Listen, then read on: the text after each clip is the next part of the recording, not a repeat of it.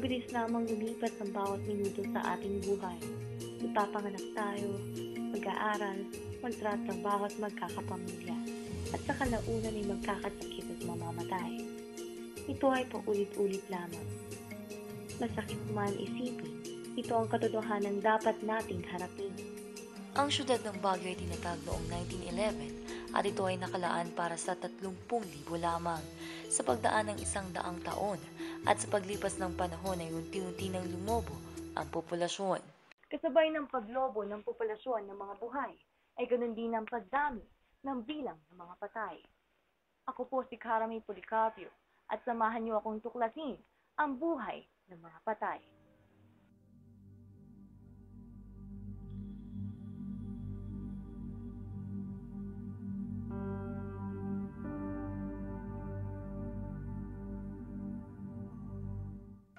Ang Baguio Cemetery ay 9 na hektaryang lupang nakalaan para sa mga mamamayan. Dito ay makikita pa rin ang malaking pagkakaiba ng mahihirap sa mga mayayaman kahit hanggang sa kamatayan. Ito ay tinayo noong 1932 sa Naguilian Road at nakalaan para sa mga yumaong mamamayan ng lungsod. Ngunit hindi inaasahan ang paglobo ng populasyon ng lungsod ng halos 10 beses. Sa kasalukuyan ay mayroong 4 na iba pang sementeryo sa Baguio, ngunit isa lamang ang tinuturing na pangunahing himlayan ng mga yumaong mamamayan ng lungsod. Dahil sa tumataas na demand, ay tumataas din ang bilang ng mga puntod na nagresulta sa pagsikip ng nasabing sementeryo. Wala sa ayos ang mga puntod, kaya naman dumadaing ang mga kapamilya ng mga namatay na nahihirapan silang hanapin ang mga puntod ng kanilang mga yumaong mahal sa buhay.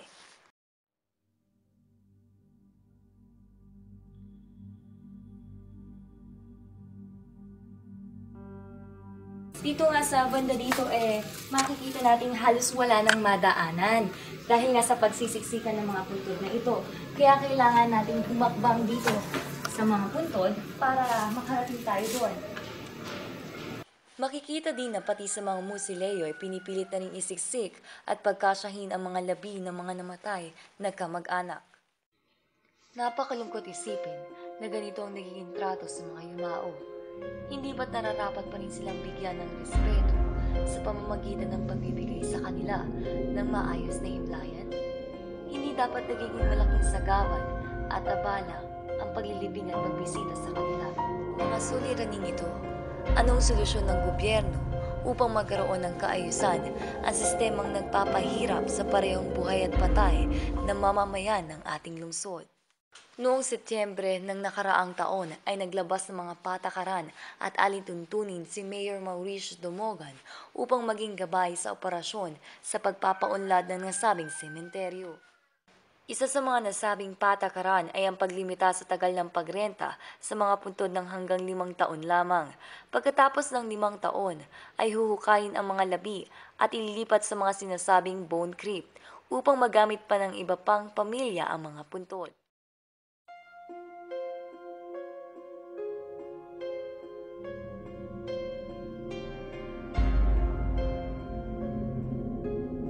Pagkatapos ng 5 taong pagrerenta ng puntod, ay nililipat ang mga buto ng bangkay sa sinasabing bone crypt. Sa bandang taas na ito ay makikita natin na may 10 pang bakante at sinasabing sa bawat isang espasyo ay may isang labi. Nakapanayam namin ng City Environment Parks Management Office Engineer na si Arturo Kilip ukol sa isyong ito.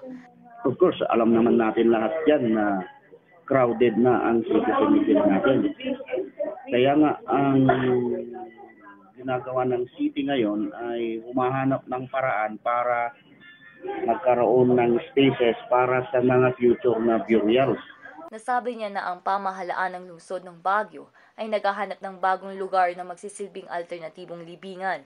Ngunit hanggang ngayon, wala pang siguradong lokasyon para dito. Kinukonsidera din ng pamahalaan ng Baguio na isaayos ang pangkalahatang itsura ng sementeryo. Maging mga musileo ay tatanggalin na rin sa kadahilanan na kumakain ito ng napakalaking espasyo. I-redevelop. Meaning to say, pag i-redevelop mo yun, Dito mausoleum. Mawawala yung mga mausoleum, gagawing lahat puro kondotom. Ganon. Whatever is most advantageous to the city government at sa mga tao. May mga tinatawag na ring condo tomb, kung saan maaring ilagay ang mga buto ng mga yumaong higit 10 taon na. Ito ay nakapatong sa isa't isa na parang apartment o condominium. Ang mga ito ay karaniwang matatagpuan sa bulo ng nasabing sementeryo. So, paano po yung mga dumarating pa na bago? Kunwari, yung mga Yun ililibing. yung inaano namin, recommend namin doon sa may Kundutom. Saan, sir? Kundutom, dun sa baba. Yung patong-patong. Iminungkahi din ang pagsunog sa katawan ng yumao cremation. Ang ganitong paraan ay lubos na makakatipid ng espasyo kesa sa mga puntod na kumakain ng malaking espasyo ng lupa. Subalit, hindi sang-ayon ang ilang mga sektor at grupo sa suhestyong ito. Upang lubos na maunawaan ang prosesong ito, ay kinakailangan ng maayos na pagpapalaganap ng impormasyon. Sa ganitong paraan ay malalaman ng tao ang benepisyo ng proseso ng cremation. I think ang main advantage of cremation over burial is mostly ang rason ng mga tao kasi Filipinos are so attached naman kahit patay na yan, gusto nila kasama lagi.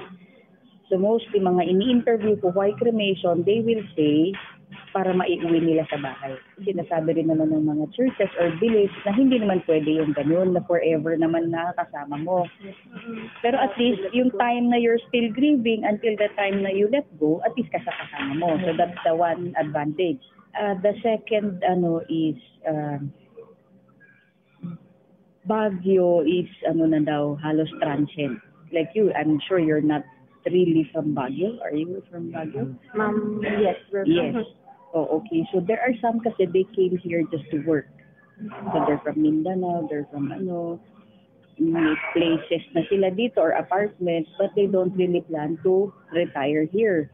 So ang mangyayari dyan, papakremate nila yung mga nanay, tatay nila na kasama nila dito para when they decide to go back to Mindanao or to the Visayas, dala-dala nila. Cemetery lot, ilang urn ang may lalagay mo doon? Kung sa isang bangkay, makalagay ka ng 100 ashes ng urn doon. Mas malinis pa. So yun ang trend, yun ang parang proposal ng technical working group na i-introduce. 5-year tenancy, ibig sabihin, pag naiburol yung kamag-anak mo doon, tuwing PO 2000, in 2006, 2005, aalisin na yun at papalitan. At ang pinakahuling alternatibo naman ng pagpapalibing sa mga pampribadong sementeryo na higit na mas mahal sa pampubliko, ngunit nakakasigurado naman na maayos ang magiging himlayan ng mga yumao nating mahal sa buhay. Sa amin naman, talaga naman kailangan natin na i-improve yung city cemetery natin. Kasi yung nangamatay na doon sa kanina, 1940s pa, nandun pa. So, dapat lang na i-improve natin yun. Kasi that is an amenity that the city should provide sa kanyang mga tao. Maraming binigay na solusyon ang pamahalaan ng Baguio upang nutasin ang problemang ito. Ngunit wala naman tayong nakikitang pagbabago. Puro lamang plano, ngunit wala namang tunay na aksyon. At hanggang hindi na isasatupad ang mga planong ito, ay mananatiling magulo at siksikan ng mga puntod dito. Magpapareserve ka na ba? O hihintayin mo isiksik sa iba?